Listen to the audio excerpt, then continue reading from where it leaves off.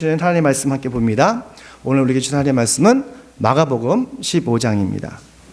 마가복음 15장 33절부터 41절 말씀, 우리 소리 함께 하나님의 말씀 봉독하겠습니다. 마가복음 15장 33절에서 41절 말씀.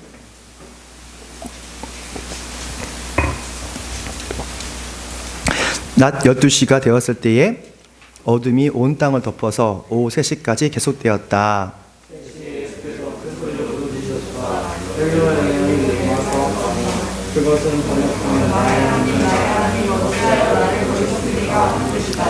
거기 서 있는 사람들 가운데 몇 사람이 이 말 듣고서 말하였다. 보시오, 그가 엘리야를 부르고 있어.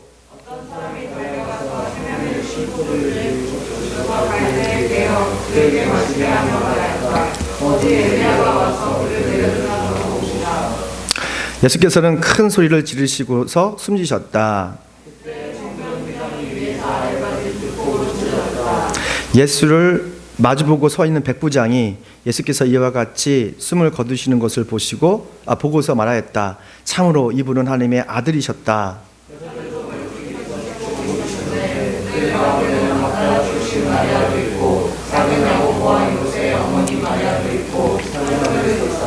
이들은 예수가 갈릴리에 계실 때에 예수를 따라다니며 섬기던 여자들이었다. 그 밖에도 예수와 함께 예루살렘에 올라온 여자들이 많이 있었다. 아멘.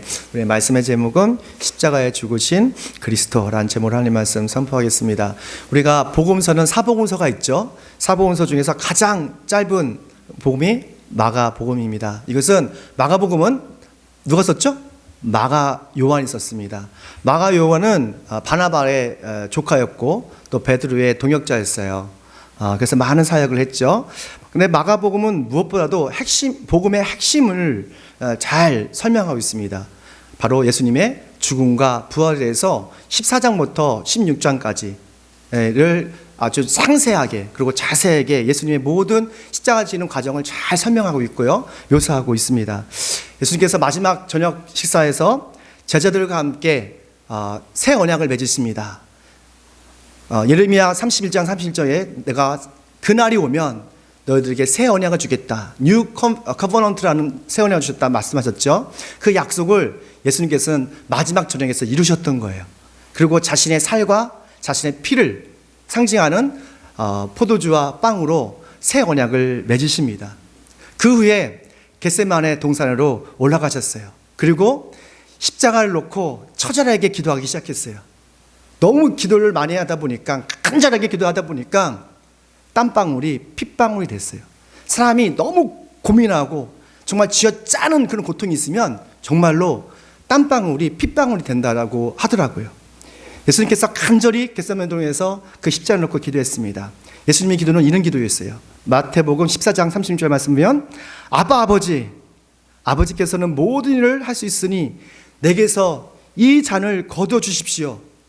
그러나 나의 뜻대로 하지 마옵시고 아버지의 뜻대로 하여 주십시오. 라는 기도를 들으셨어요. 아빠, 아버지. 이 기도하는 순간 기도의 혁명이 시작하는 거예요. 유대인들 중에서 전지전능하신 하나님께 아빠, 아버지라 부르는 사람이 아무도 없어요. 기도할 때에 전지전능하신 하나님, 창조주 하나님, 이런 하나님을 부렸지만 아빠, 나의 아버지, 이렇게 기도하는 사람이 없었거든요. 근데 예수님은 나의 아빠, 나의 아버지 라고 기도의 첫 부분을 시작합니다. 그랬을 때 하늘의 문을 열렸던 거예요. 그리고 저 멀리에 계신 그 하나님께서 예수님께 찾아오시는 거죠. 그러니까 예수님에게는 하나님이 저 멀리 있는 분이 아니라 항상 나와 함께 하시고 동행하시고 하나였던, 다정다감했던 아버지셨던 거예요. 여러분도 하나님을 생각할 때 그런 아버지 하나님을 생각하십니까? 그랬으면 좋겠어요. 오늘 이 시간 우리 가운데 찬양과 말씀으로 함께 하신 하나님 아버지, 그 아버지를 경험했으면 좋겠습니다. 예수님이 기도하실 때에 나의 뜻이 아니라 하나님의 뜻을 구하는데, 하나님의 뜻은 사랑하는 아들이 죽는 거였어요. 십자가 나무에서 처절하게 죽어가는 거예요. 아무리 악한 아버지라도 부모님이라도 자식이 고난받고 죽는 것을 원치 않습니다. 근데 하나님의 분명한 뜻은 사랑하는 아들 예수님이 십자가에 못 박혀 처절하게 죽어가는 거예요. 어린 양처럼 희생제물이 되는 거예요. 예수님도 하나님의 뜻을 알았어요. 그렇기 때문에 겟세마네 동산에서 땀방울이 핏방울이 되도록 간절히 기도하셨던 거예요. 왜냐하면 하나님의 아들이시지만 목숨을 건 기도 없이는 하나님의 뜻을 이룰 수 없기 때문에 그래요. 사실 예수님은 십자가 나무에 달려 죽는 율법적인 그런 육체적인 고통, 정신적인 고통보다 더 두려운 고통이 있었습니다. 그게 무엇일까요? 함께 있습니다. 시작. 맞습니다. 예수님께서 가장 두려웠던 것은요, 살이 찢기고 조롱당하고 수치심당하고 손과 발에 못을 박히는 그 고통도 고통이지만 사실은 하나님의 침묵이었어요. 하나님께서 자신을 외면한다는 그 두려움 때문에 그 두려움이 너무너무너무도 고통스러웠어요. 우리 34절 말씀 다시 한번 읽습니다. 34절 시작. 3시에 예수께서 큰 소리로 부르짖으셨다. 엘로이 엘로이 레바 사박다니. 그것을 번역하면 나의 하나님 어찌하여 나를 버리셨습니까? 엘로이 엘로이 라바 사박다니. 이거는 아람어예요. 예수님께서 아람어를 하실 때가 있습니다. 정말 중요한 순간에 그냥 툭 튀어나오는 말씀이에요. 나의 하나님 왜 나를 버리셨습니까? 너무 고통스러운 거예요. 우리가 가상칠언이라는 이야기가 있습니다. 여러분 다 아시는 것처럼 예수님이 십자가 나무에 달리셔서 하신 7가지 말씀이에요. 주변에 있는 많은 사람들이 예수님을 저주할 때에 그때 예수님께서 그들을 바라보면서 하나님 아버지 저들의 죄를 용서해 주시옵소서 라고 말씀하셨어요. 그리고 옆에 있는 죄인이 제발 당신의 나라에 갈 때 나를 기억해 주십시오 했을 때 네가 오늘 나와 낙원에 갈 것이다 말씀하셨어요. 그리고 요한을 보고 마리아에게 말씀하셨습니다. 이 사람이 너의 어머니다. 어머니 당신의 아들입니다. 그리고 오늘 말씀 엘로이 엘로이 라마 사박다니. 그리고 마지막에 다 이루었다 라고 말씀하셨어요. 세상에는 예수님 당시에 많은 사형제도가 있었대요. 다양한 사형제도가 있었는데 여러분 아시는 사형제도가 뭐가 있습니까? 참수형, 목을 베는 참수형도 있고요. 그 사람의 살을 하나씩 도려내서 죽이는 것 사형제도가 있었대요. 이사야가 그렇게 순교를 했다고 하더라고요. 그리고 쇠로 만든 소에다가 사람을 넣어서 차근차근 태워주는 사형제도가 있었어요. 그리고 화형제도가 있었어요. 그런데 정말 모든 이런 고통스러운 사형제도보다 가장 고통스러운 그런 사형제도가 바로 십자가 처형법이래요. 이거는 다른 것과는 비교할 수 없대요. 십자가 나무에 달리는 그 순간, 처음부터 죽는 그 순간까지 계속 끊임없이 고통을 겪을 수밖에 없대요. 손과 발에 못이 박히지 않습니까? 그럼 움직일 때마다 근육 위에 경련이 일어난대요. 그리고 경련뿐만 아니라 폐에 호흡을 할 수 없어서 물이 차기 시작한대요. 조금씩. 한 번이 아니라 조금씩. 그럼 호흡이 가빠지고 호흡을 참으려고 손에 힘주면 손이 너무도 고통스럽고, 그러니까 박히는 그 순간부터 죽는 것까지 너무도 고통스러운 거예요. 어떤 사람은 7일 동안 십자가 매달려서 있었던 사람들이 있었대요. 근데 우리 예수님은 아침 9시에 매달리셔서 오후 3시에 돌아가셨어요. 왜 이렇게 일찍 돌아가셨을까요? 왜냐면 그 전에 너무도 많은 고문을 당하셨어요. 채찍에 맞으시고 밤새도록 맞으시고 피와 눈물을 다 흘리셨은 거예요. 그리고 겉옷과 옷이 다 벗겨지는 모욕감을, 수치심을 다 느끼셨어요. 그런데 예수님은 이런 육체적인 정신적인 고통보다 더 고통스러운 것은 하나님의 침묵이었어요. 아무리 하나님 아버지라 불러와도, 아버지를 불러봐도 하나님께서 응답을 하지 않는 거예요. 외면하시는 거예요. 아들의 그 절규에도 하나님을 외면하셨어요. 왜 그랬을까요? 바로 저와 여러분 때문에 그랬어요. 우리 때문에. 바로 우리 때문에 하나님께서는 사랑하는 아들 예수님이 죽어가는 것을 외면하셨던 거예요. 이사야서 53장 5절 말씀에 그가 찔린 것은 우리의 허물 때문이고 그가 상처를 받은 것은 우리의 약한 때문이다. 그가 징계를 받음으로써 우리가 평화를 누리고 그가 매를 맞음으로써 우리 병이 나았다. 우리는 모두 양처럼 길을 잃고 각기 제각길로 흩어졌으나 주님께서 우리의 모든 죄악을 그에게 지우셨다. 하나님의 외면, 하나님의 침묵은 예수님께서 그렇게 절규하셨는데도 불구하고 침묵한 것은 바로 저와 여러분의 모든 죄를 예수님께 지우기 위해서, 우리의 모든 죄를 해결하기 위해서, 자유를 주시기 위해서 예수님은 처절하게 어린 양으로 죽어가셨던 거예요. 그래서 하나님의 침묵은 예수님에게는 외면이지만 우리에겐 하나님의 그것인 사랑입니다. 하나님의 외면 속에 담긴 그 대속적인 사랑을 우리가 기억하고 날마다 감사하는 저희 이름 되시길 축원합니다. 함께 읽습니다. 두 번째 시작. 아멘. 하나님의 뜻을 완전히 이루신 겁니다. 36절 말씀 보니까 어떤 사람이 달려가서 해면을 심포도주에 푹 젖혀서 갈대에 꿰고 그에게 마시게 하며 말했다. 어디 엘리야가 와서 그를 내려주나 두고 봅시다 라고 말했습니다. 그러니까 사람들은 기대를 했던 것 같아요. 우리가 하나님의 뜻과 사람의 뜻은 자주 충돌해요. 그리고 사람의 기대와 하나님의 기대가 다를 때가 너무 많아요. 지금 주변에 있는 많은 사람들은 예수님이 내려오기를 원하는 거예요. 당신이 내려오면 내가 하나님을 믿을게. 당신을 믿을게. 내려와봐. 내려와봐. 자신의 필요를 충족하고 싶은 거예요. 기적을 보고 싶은 거예요. 우리 공생의 동안에, 공생애가 뭔지 알죠? 예수님께서 이 세상에서 33년 동안 사역하신 거, 3년 동안 사역하신 거 말씀하는 겁니다. 예수님이 인기가 많았습니다. 많은 사람들이 예수님 가는 곳마다 많이 모여들었어요. 수만 명이 모여들었어요. 근데 사람들은 예수님을 하나님의 아들로 믿어서 모인 게 아니에요. 왜 모였을까요? 기적 보려고, 표적 보려고, 그리고 자신의 필요를 채우려고 모인 거예요. 어떤 사람은 예수님 만나면 자기 질병이 치료됐거든요. 배고프면 예수님께 가면 오병이의 기적도 경험을 했거든요. 그러니까 예수님이 하나님의 아들보다는, 그러니까 자식의 배고픈 거, 먹고 마시는 거, 이게 너무 좋은 거예요. 기적이 너무 좋은 거예요. 사람은 웰빙에 너무 관심이 많아요. 웰빙이 뭡니까? 건강한 거잖아요. 잘 사는 거잖아요. 이 땅에서 잘 먹고 잘 사고 건강하고 행복하고 그런 사람이 참 관심이 많습니다. 어떻게 하면 이 세상에 잘 살까? 그런 게 몰입해요. 오직 이 세상에만. 한국 교회의 문제가 그런 것 같아요. 옛날에 예수님 따랐던 그 군중주처럼 하나님의 뜻보다는 자신의 웰빙, 나의 필요를 채우기 위해서 예수님을 따라다니는 것이죠. 근데 예수님은 웰빙보다 웰다잉에 더 관심이 많으셨어요. 웰다잉, 건강한 죽음. 어떻게 하면 잘 살까보다는 어떻게 하면 내가 잘 죽을까를 고민 많이 하셨습니다.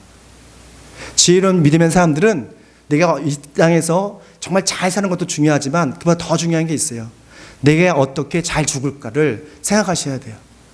어릴 적부터. 저도 그렇고. 마가복음 10장 45절 말씀 보니까 인자는 섬김을 받으러 온 것이 아니라 섬기러 왔으며 많은 사람을 구원하기 위하여 치를 몸값으로 자기 목숨을 내주러 왔다.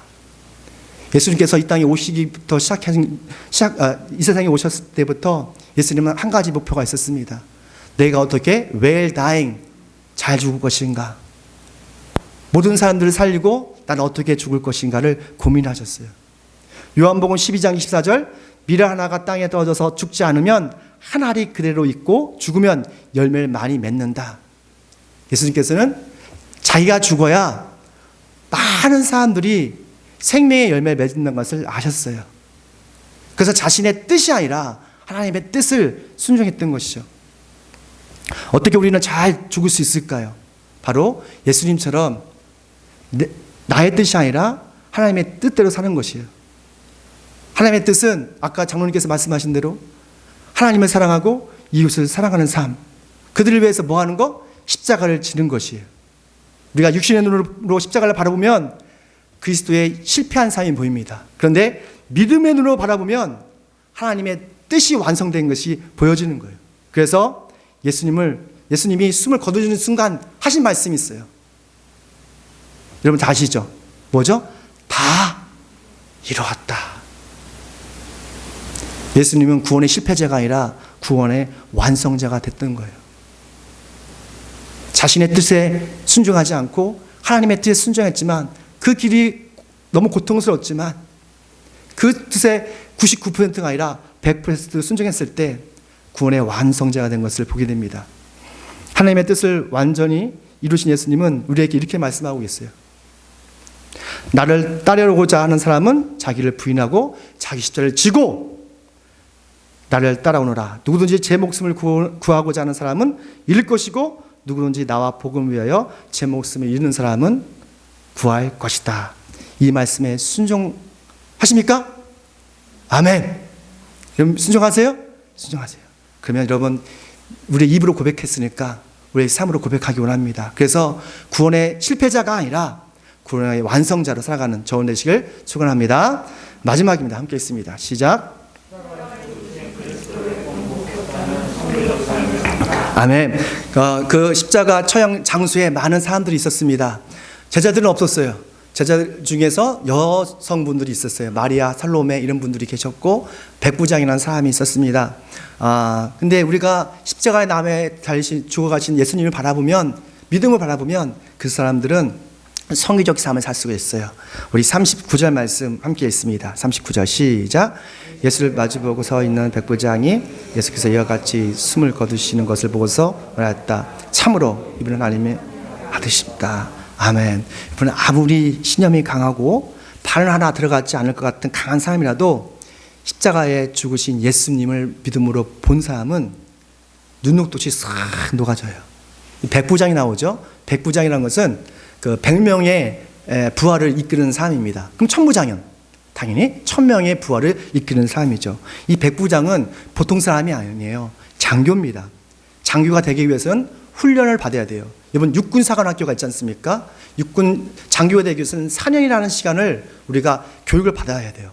그처럼 로마 장교가 되기 위해서는 많은 정신적, 육체적 많은 훈련을 받았을 거예요. 리더십도 있었을 거예요. 그들은 신념이 있습니다. 충성심이 있습니다. 용기가 있어요. 그래서 웬만한 말에, 웬만한 감동에 감동되지 않는 사람이에요. 상당히 이성적인 사람이에요. 요즘 제가 우리 가족과 함께 보는 TV가 있습니다. 영원히 안 보는데 강철부대라는 그 프로그램을 봐요. 강철부대가 뭐냐면 우리나라의 최정예 부대가 예비역들이 나와서 서바이벌 게임을 하는 거예요.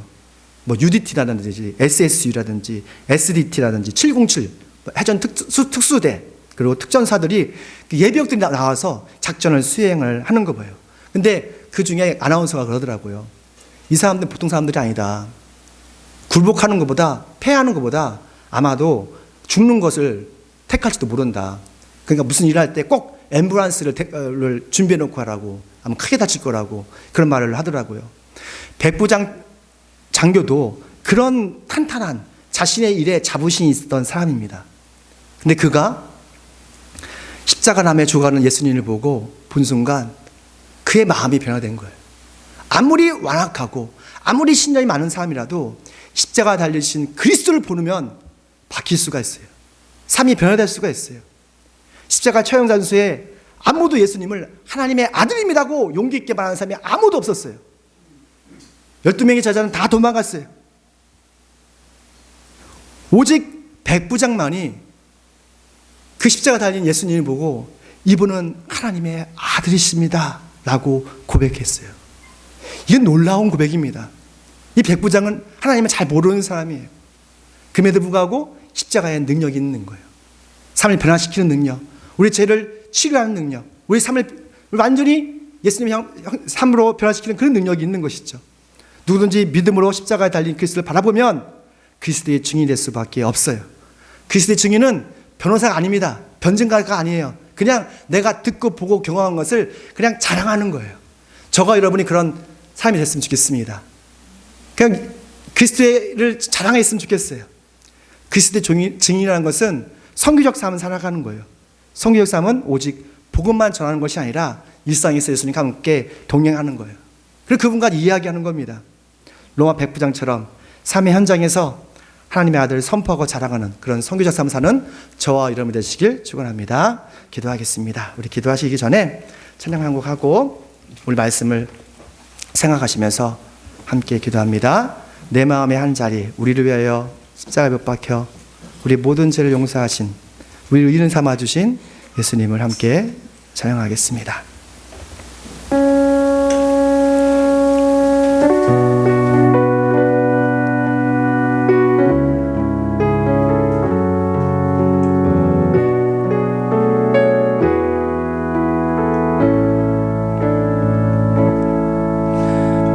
우리들을 위하여 십자가에 못 박혀 모든 죄를 용서하사 의인 삼아 주신 주, 어떤 일이 있어도 나를 버리지 않고 죽기까지 사랑하신 나의 귀한 예수님, 내 마음의 한 자리, 가장 귀한 그 자리, 주 오셔서 앉으소서.